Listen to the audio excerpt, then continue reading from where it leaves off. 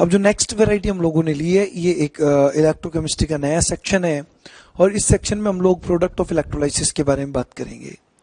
तो स्टूडेंट्स मैं आपको पहले सेक्शन जब भी नया होता है तो कुछ उसकी थ्योरी जरूर एक्सप्लेन कर देता हूँ। तो इलेक्ट्रोलाइसिस के प्रोडक्ट की जब भी बात की जाए तो देखो ब्रॉडली इस सेक्शन को हम 3 कैटेगरी में डिवाइड कर लेते हैं। पहली कैटेगरी जो है उस कैटेगरी में आपको सॉल्ट जो मिलेगा वो फ्यूज्ड मिलेगा या मॉल्टेन स्टेट में मिलेगा, जिसको हिंदी में अपन बोलते हैं गलित लवण।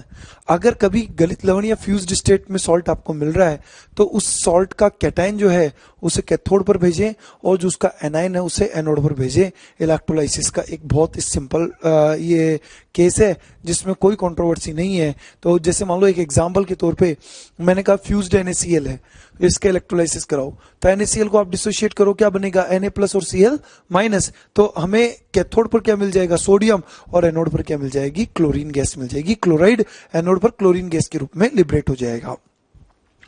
अब एक केस ऐसा आता है जिसमें एक्वस सॉल्यूशन बोला हुआ होता है। अब जब भी कभी एक्वस सॉल्यूशन की बात होती है तो याद रखो इस बात को, ये बहुत इंपॉर्टेंट केस है।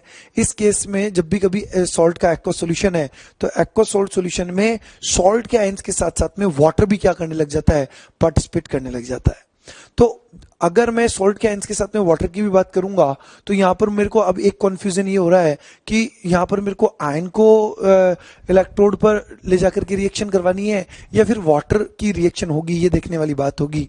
तो इसके लिए हमें वाटर की पोजीशन पता होनी चाहिए कि सीरीज में वाटर कहाँ है और उसके हिसाब से अपने को एक प्रेफरेंशियल डिस्चार्ज थ्योरी, जिसे हिंदी में बोला जाता है प्राथमिक निरावेशन सिद्धांत, मतलब प्रायोरिटी पर किसको हम लोग डिस्चार्ज करने वाले हैं उसकी बात की जाती है। तो वाटर की जो लोकेशन है वो लोकेशन क्या होगी, सीरीज के अंदर Mn और Zn के बीच में वाटर की लोकेशन होती है। इसको याद करने की मैं आपको एक ट्रिक भी बताता हूं जो क्लास में भी हम लोग डिस्कस करते हैं। मंजन, Mn मन, Zn जन, मंजन के बीच में क्या चाहिए, पानी। तो ये मंजन के बीच में आपको पानी दिख रहा है। अब सीरीज में जो क्वेश्चन पूछा जाता है, जैसे मान लो क्वेश्चन ये पूछा गया कि which of the following metal can not be obtain by the electrolysis of the aqueous solution, जैसा कि अभी ये नेक्स्ट क्वेश्चन आपके सामने रखा हुआ है। तो इसमें तो एक बहुत ही सिंपल सी अप्रोच हो गई। जो ऑप्शन है मेरे सामने हुआ है Mg, Ag, Cu, Hg। तो इसके बेस पर मैं देख रहा हूं कि Mg जो है उसका तो पोजीशन वाटर से बहुत ऊपर है और बाकी कॉपर, Hg, Ag ये तीनों सीरीज में बहुत ही क्या है, नीचे। तो डेफिनेटली जो मेटल सीरीज में वाटर से ऊपर आएगी उसे एक्वस सॉल्यूशन के, उसके एक्वस सॉल्यूशन के इलेक्ट्रोलाइसिस से ऑब्टेन नहीं किया जा सकता, ठीक है। लेकिन मान लो क्वेश्चन में मेरे पास में ही आ जाता, अब बहुत इंपॉर्टेंट केस डिस्कस करने जा रहा हूं, प्लीज मेरी बात को आप बहुत ध्यान से सुनना। जैसे मान लो मेरे पास में ऑप्शन ही आ जाते कि विच ऑफ द, एक एग्जांपल बता रहा हूं जो क्वेश्चन नहीं है लेकिन मैं मेरी तरफ से एग्जांपल रख रहा हूं कि which of the following metal can not be obtain by the electrolysis of its aqueous salt solution, ये क्वेश्चन रहता। तो उसमें मान लो ऑप्शन था मेरे पास में मैग्नीशियम आ जाता, क्रोमियम आ जाता,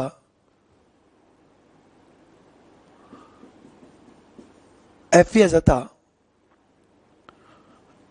एल्यूमिनियम आ जाता,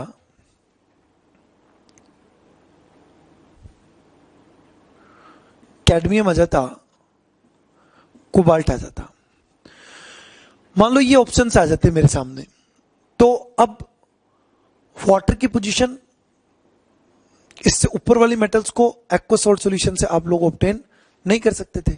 अब सीरीज में मैग्नीशियम की पोजीशन वाटर से ऊपर है, मतलब इसे ऑब्टेन नहीं किया जा सकता, कैन नॉट ऑब्टेन फ्रॉम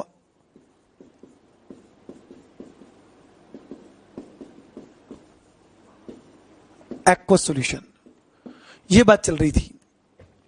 तो ये तो ऊपर है नहीं क्या, Fe सीरीज में वाटर से नीचे है नहीं ऊपर है, चेक कर लेते हैं। यह आ जाएगा वाटर, जिंक, जिंक के बाद में सीरीज में जब आप कंपेयर करते हैं तो अपने ट्रिक में आता है अलमारी, मनी, जमीन, कार, फ्रिज, CD, कूलर, मतलब Cr, Fe, ये CO वगैरह ये सब क्या आते हैं सीरीज में वाटर से नीचे आते हैं। तो Fe सीरीज में वाटर से नीचे है तो इसको ऑब्टेन किया जा सकता है। CD ये भी सीरीज में नीचे वाटर से तो इसको भी ऑब्टेन किया जा सकता है। एल्यूमिनियम, एल्यूमिनियम सीरीज में वाटर से क्या है, ऊपर है, इसे ऑब्टेन नहीं किया जा सकता। तो ये एक और बन जाएगा।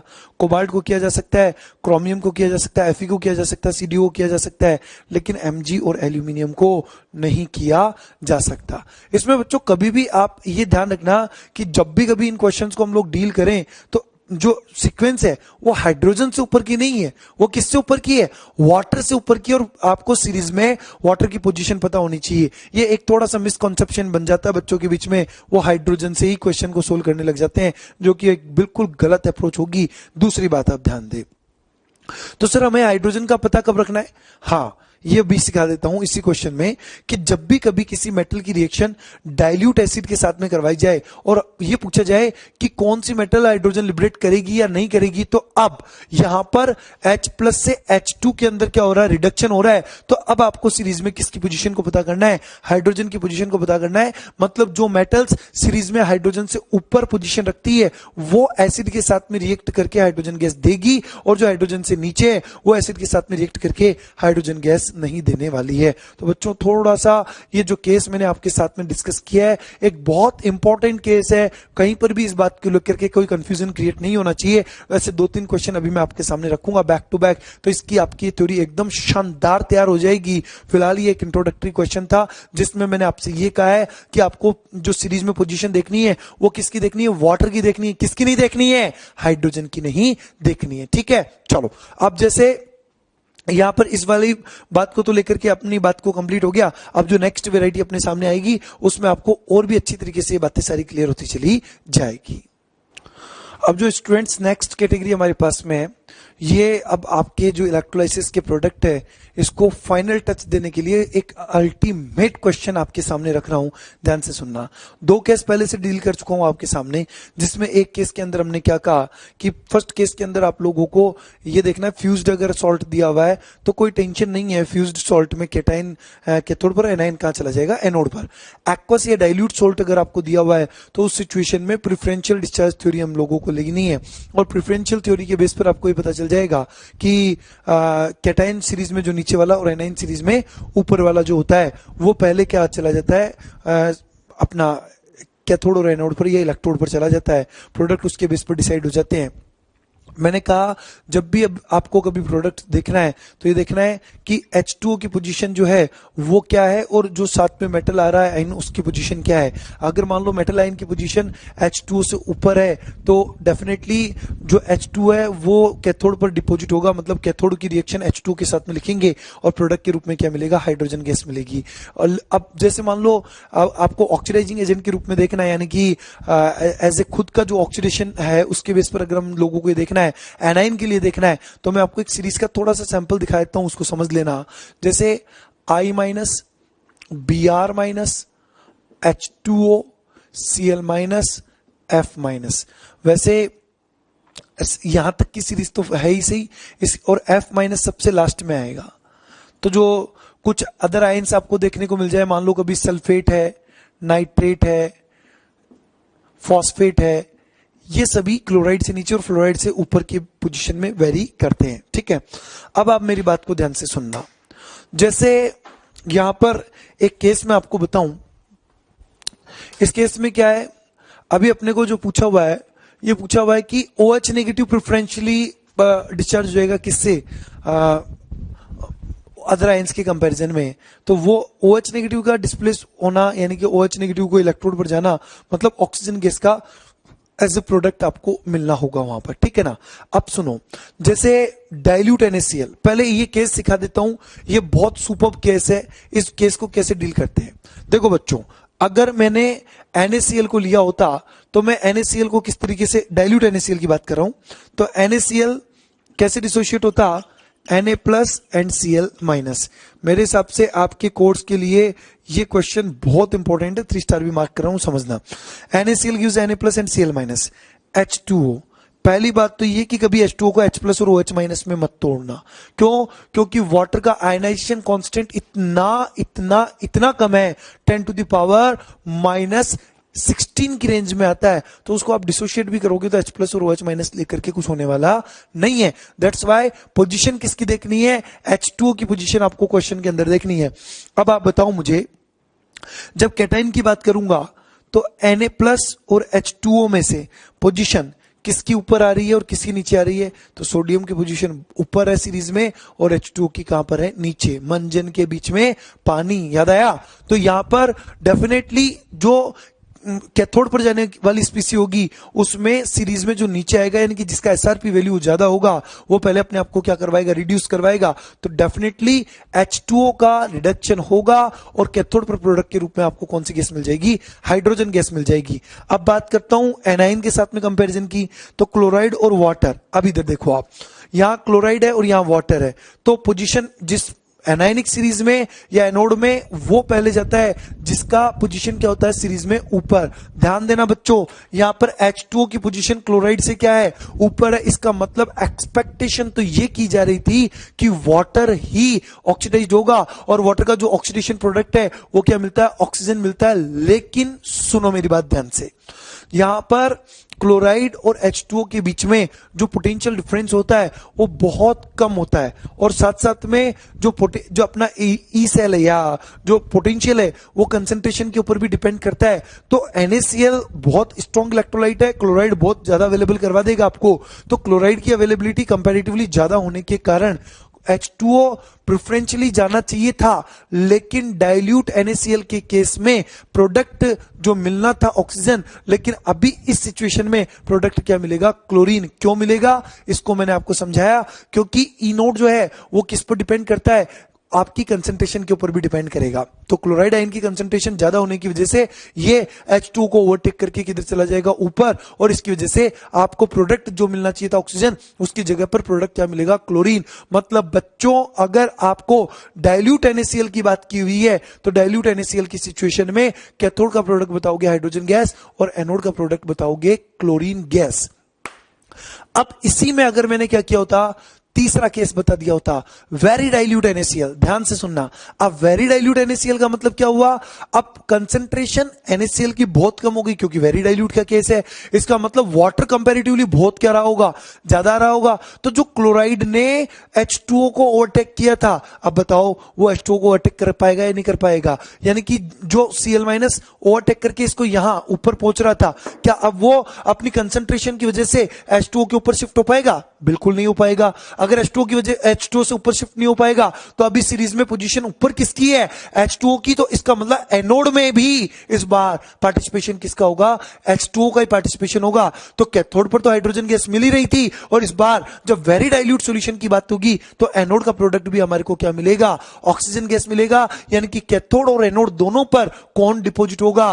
वो H2O के प्रोडक्ट हमारे को मिलने वाले हैं। तो ओवरऑल एक बहुत ही शॉर्ट टर्म में अगर आपको मैं तीसरा केस समझाना चाहूं तो मैं ये कहूंगा कि जब भी कभी आपको वेरी डाइल्यूट सॉल्यूशन की बात हो तो हमेशा आप ये कह दो कि वेरी डाइल्यूट सॉल्यूशन के केस में कैथोड और एनोड दोनों पर वाटर के प्रोडक्ट मिलते हैं। मींस टू से कैथोड पर हाइड्रोजन गैस एंड एनोड पर कौन मिलेगी? Oxygen gas. बच्चों, मेरे कहने से डाइल्यूट NaCl का केस आप बहुत अच्छी तरीके से तैयार करना। और डाइल्यूट NaCl की क्या बात करते हो, मैं तो आपको एक ट्रिक सिखाता हूं, एक बात सिखाता हूं, एक फंडा सिखाता हूं, एक कॉन्सेप्ट सिखाता हूं।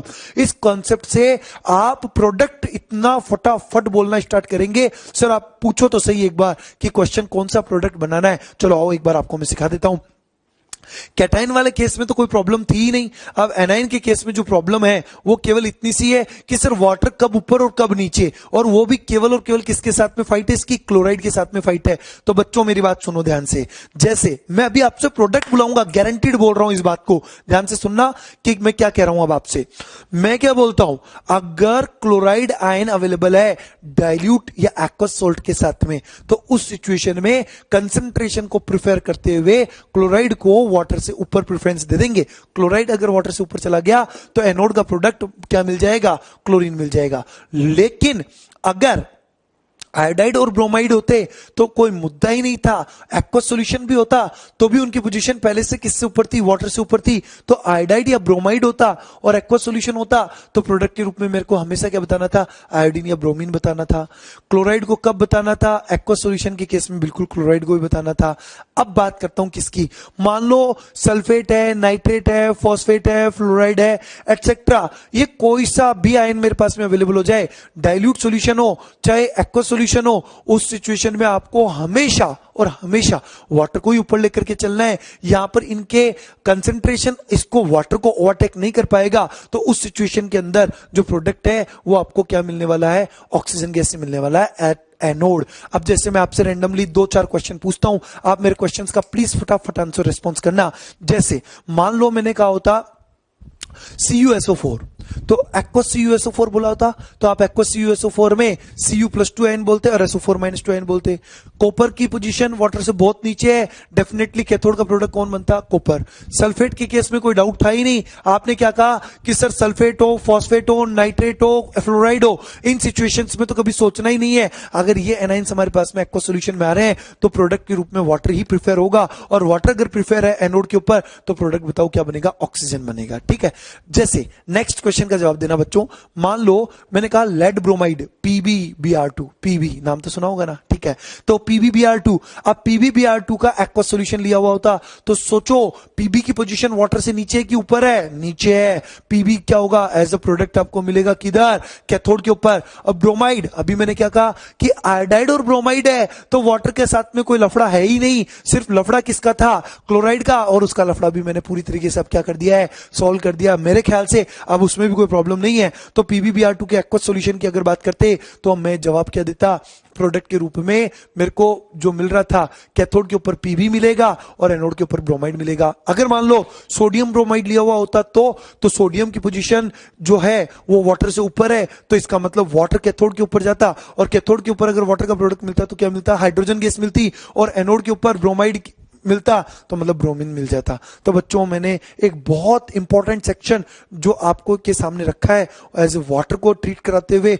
वाटर को रेफरेंस लेते हुए, उसको मैंने पूरा एफर्ट किया है कि इलेक्ट्रोलाइसिस के प्रोडक्ट आपके सामने जब भी आएंगे आप उनको बहुत अच्छी तरीके से डील कर जाएंगे। फिलहाल अब जो आपके सामने ऑप्शंस रखे हुए हैं उसकी बात करता हूं। बोलो बच्चों, डाइल्यूट NaCl अभी अभी एक्सप्लेन किया कि नहीं किया, डाइल्यूट NaCl है, इसका मतलब Na+ जो है वो सीरीज में ऊपर है, तो सोडियम तो जाने से रहा, अब क्या जाएगा, हाइड्रोजन जाएगा। तो कैथोड का प्रोडक्ट क्या हो गया, हाइड्रोजन, और एनोड का प्रोडक्ट क्लोराइड होगा, क्लोरीन गैस बनेगी। क्यों, क्योंकि डाइल्यूट है, क्लोराइड किसको, H2O को ओवरटेक कर जाएगा। वेरी डाइल्यूट NaCl, डेफिनेटली यहां पर क्या प्रोडक्ट मिलेगा, वाटर के प्रोडक्ट मिलेंगे, मतलब कैथोड पर हाइड्रोजन और एनोड पर ऑक्सीजन गैस जाएगी, मतलब प्रिफरेंशियली H2O जो है वो OH नेगेटिव के रूप में किसके साथ किस रूप में ऑक्सीडाइज्ड हो जाएगा, O2 के रूप में ऑक्सीडाइज्ड हो जाएगा। तो very dilute NaCl। Fused NaCl, बोलो बच्चों, फ्यूज्ड शब्द काम में लिया हुआ है, तो फ्यूज्ड में Na और Cl दो ही आयन मिलेंगे, मतलब Na+ जाएगा कहां पर, कैथोड पे, और Cl- कहां पर जाएगा, एनोड पे चला जाएगा। Solid NaCl,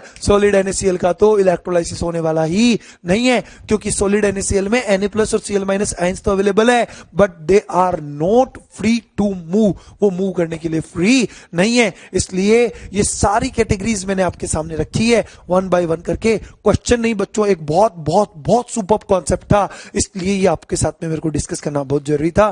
thank you.